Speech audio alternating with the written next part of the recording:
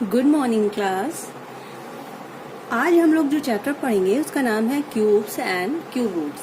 तो अभी तक जो आपने क्यूब पढ़ा था वो कुछ इस शेप का होता था, ये क्यूब हम लोग ने पढ़ा था। लेकिन ये किस में होता था? ये ज्योमेट्री में होता था। किस में होता था? ज्योमेट्री में। अब जो हम क्यूब पढ़ने वाले हैं वो क्या है कि जैसे हम जब हमने स्क्वायर पढ़ा था किसी चीज का, स्क्वायर एंड स्क्वायर रूट पढ़ा था, तो उसमें क्या होता था कि किसी चीज की पावर क्या होती थी, जब 2 होती थी तो उसको हम क्या करते थे, 2 टाइम्स उसको हम मल्टीप्लाई कर देते थे। उसी तरह जब किसी चीज की पावर 3 होगी तो इसका मतलब क्या है कि ये नंबर कितने टाइम्स मल्टीप्लाई है? 3 टाइम्स मल्टीप्लाई है। तो यही जो होता है ये क्या होता है? ये क्यूब होता है। किसी भी नंबर का जब हमको क्यूब निकालना है, बस हम उसकी पावर 3 कर देंगे और उसको हम कितने टाइम्स मल्टीप्लाई करेंगे? 3 टाइम्स मल्टीप्लाई कर लेंगे तो वो क्या हो जाएगा? उस नंबर का क्यूब हो जाएगा। तो ये तो हो गया क्यूब। अब हम दूसरी चीज जो हम देखते हैं वो क्या है? अब दूसरी चीज हमारी क्या है? Perfect cube. परफेक्ट क्यूब क्या होता है? मान लीजिए आपको कोई नंबर दिया गया है और पता लगाना है कि वो नंबर परफेक्ट क्यूब है या नहीं है। तो परफेक्ट क्यूब तब होता है, किसी नंबर का परफेक्ट क्यूब तब होता है जब उसके प्राइम फैक्टराइजेशन करने पर जितने भी फैक्टर्स हैं उनके 3 पेयर्स बनते हैं, तो वो नंबर क्या होता है? परफेक्ट क्यूब होता है। मान लीजिए जैसे आपको दिया गया है 260। अब हमको ये पता लगाना है कि ये नंबर परफेक्ट क्यूब है या कि नहीं है। तो हम कैसे पता लगाएंगे? इसका हम प्राइम फैक्टराइजेशन कर लेंगे 260।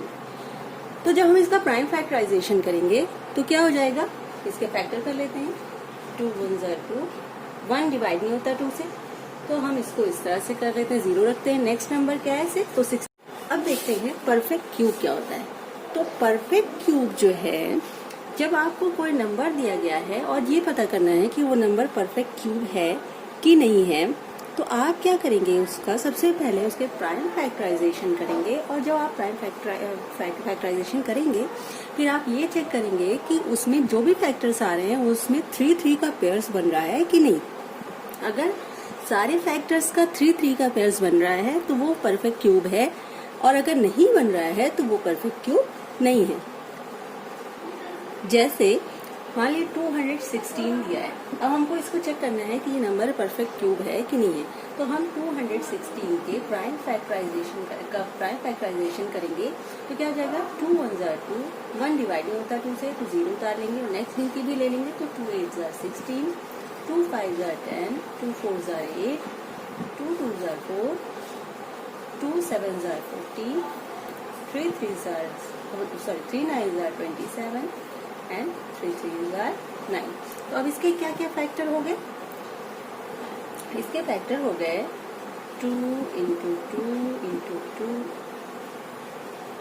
2 इंटू 3 इंटू 3 इंटू 3। आप क्या चीज देख रहे हैं कि जो इसके 2 फैक्टर आए, 2 एंड 3 इसका फैक्टर आया। तो आप और 2 का भी 3 नंबर्स का पेयर बन रहा है और 3 का भी 3 नंबर्स का पेयर बन रहा है। यानी कि क्योंकि 3 का पेयर्स बन रहा है दोनों नंबर्स का, तो ये जो है 216 जो है वो क्या है? एक परफेक्ट क्यूब है। अब आपसे इस तरह का क्वेश्चन पूछा जा सकता है कि आपको कोई नंबर दे दिया जाए जो कि परफेक्ट क्यूब ना हो और आपसे कहा जाए कि उस नंबर को किस गिनती से, किस नंबर से मल्टीप्लाई किया जाए कि वो एक परफेक्ट क्यूब बन जाए। तो आप क्या करेंगे? सबसे पहले उसके प्राइम फैक्टराइजेशन करेंगे। मान लीजिए कि आपको नंबर दिया गया है 1323 और ये कहा जाए, ये बता दिया गया हो कि ये परफेक्ट क्यूब नहीं है, और जो है ये पूछा जाए कि इसको किस नंबर से मल्टीप्लाई किया जाए कि ये एक परफेक्ट क्यूब बन जाए। सबसे पहले हम क्या करेंगे? इसके प्राइम फैक्टराइजेशन कर लेंगे। 1323 3 से डिवाइड करेंगे। 3 4 12, 1 बचा, 3 4 12, फिर क्या हो गया? 3 1 3। फिर अब किससे डिवाइड होगा? फिर 3 से होगा। 3 1 3, फिर 1 बचा, 3 4 12, 2 बचा, 3 7 21। फिर 3 से डिवाइड होगा। 3 4 12, 3 9 27। अब ये 3 से डिवाइड नहीं होगा। अब ये 7 से डिवाइड होगा। 7 7 49, 7 1 जा 7। अब इसके क्या क्या फैक्टर हो गए? 3 इंटू 3 इंटू 3 इंटू 7 इंटू 7। अब आप ये देख रहे हैं 3 तो 3 टाइम्स आया है, लेकिन 7 कितने टाइम्स आया है? 2 टाइम्स। इस अगर एक बार और आ जाता तो ये क्या बन जाता? परफेक्ट क्यूब बन जाता। अब चूंकि एक बार कम है 7, तो हम 7 से इसको क्या करेंगे? 7 से इसको मल्टीप्लाई करेंगे तो ये एक परफेक्ट क्यूब बन जाएगा। अगर 2 टाइम्स कम होता 7, एक ही बार आया होता 2 टाइम्स कम होता, तो 7 और 7 2 बार मल्टीप्लाई करते और फिर उस 7 7 से क्या हो जाता? 49। फिर 49 से इसको मल्टीप्लाई करते तो ये क्या हो जाता है? एक परफेक्ट क्यूब बन जाता। जितने नंबर्स यहाँ पर कम रहते हैं उसी से उसको क्या कर देते हैं? मल्टीप्लाई कर देते हैं, तो वो क्या बन जाता है? परफेक्ट क्यूब बन जाता है। इसी तरह क्वेश्चन पूछा जा सकता है कि जो है कोई नंबर आपको दे दिया जाए और कहा जाए ये परफेक्ट क्यूब नहीं है, और ये पूछा जाए किस नंबर से इसको डिवाइड किया जाए कि ये एक परफेक्ट क्यूब बन जाए। सेम प्रोसेस यही होगा, बस उसमें हम जैसे हमने इसको मल्टीप्लाई किया, उसमें हम क्या करेंगे? जो लास्ट में नंबर बचेगा उससे क्या कर देंगे? उसको डिवाइड कर देंगे। जो जिस नंबर का पेयर नहीं बन रहा होगा उस नंबर से क्या कर देंगे? उस गिवन नंबर को डिवाइड कर देंगे, तो वो क्या बन जाएगा? एक परफेक्ट क्यूब। बनते हैं क्यूब रूट्स क्या होता है। जैसे अभी तक आप क्या निकालते थे? स्क्वायर रूट निकालते थे। क्या निकालते थे? Square root. तो आप इस तरह से लिखते थे। अब जब क्यूब रूट आप निकालेंगे तो वो आप किस तरह से लिखेंगे? इस तरह से क्यूब रूट लिखेंगे। अब क्यूब रूट कैसे निकालते हैं? किस तरह से निकालेंगे? क्यूब रूट निकालने के लिए हम क्या करते हैं? उसका जो भी नंबर दिया गया है उसकी प्राइम फैक्टराइजेशन कर लेंगे और उसके 3 पेयर्स बना लेंगे, और फिर उससे जो है क्या हो जाएगा? जो पेयर्स आपके बने और उसमें से हम एक एक नंबर ले लेंगे, वही हमारा क्या हो जाएगा? क्यूब रूट हो जाएगा। कैसे? हम चलिए करके देख लेते हैं। जैसे आपको दिया गया है 729। अब इसका क्यूब रूट निकालना है, तो आप कैसे क्यूब रूट निकालेंगे? 729 के फैक्टर कर लेंगे। 729 के जब आप फैक्टर करेंगे तो सबसे पहले कितने टाइम्स जाएगा? 3 टाइम्स जाएगा, तो हमारा कितना हो जाएगा? 243। फिर ये कितने टाइम जाएगा? फिर 3 से जाएगा, ये कितना हो जाएगा आपका? ये 81 हो जाएगा। फिर कितना हो जाएगा? 3 से जब आप करेंगे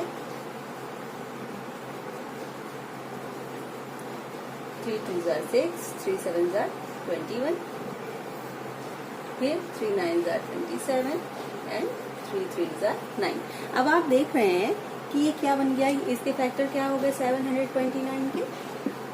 3 into 3 into 3 into 3 into 3 into 3, ये फैक्टर्स हो गया। तो आप क्या देख रहे हैं? 3 के 2 पेयर बन रहे हैं, एक ये और एक ये बन रहा है। तो जब ये पेयर बन रहा है तो आप क्या करेंगे? इसके बाद आप इन दोनों पेयर्स में से एक एक 3 बाहर निकाल लेंगे। तो जब आप बाहर निकालेंगे तो क्या हो गया? 3 इंटू 3, यानी कि 3 3 क्या होता है? 9। यानी कि जब ये जो है इसका क्यूब रूट क्या है? 9 है। यानी कि 9 का जब हम क्यूब करेंगे तो क्या हो जाएगा? 729 आ जाएगा। तो जब इसका क्यूब करेंगे क्या आ जाएगा? 729। यानी कि 729 जो है वो 9 का क्यूब है, और 9 जो है वो 729 का क्यूब रूट है। उम्मीद है आप लोग को बहुत अच्छे से समझ में आ गया होगा। Thank you, good bye.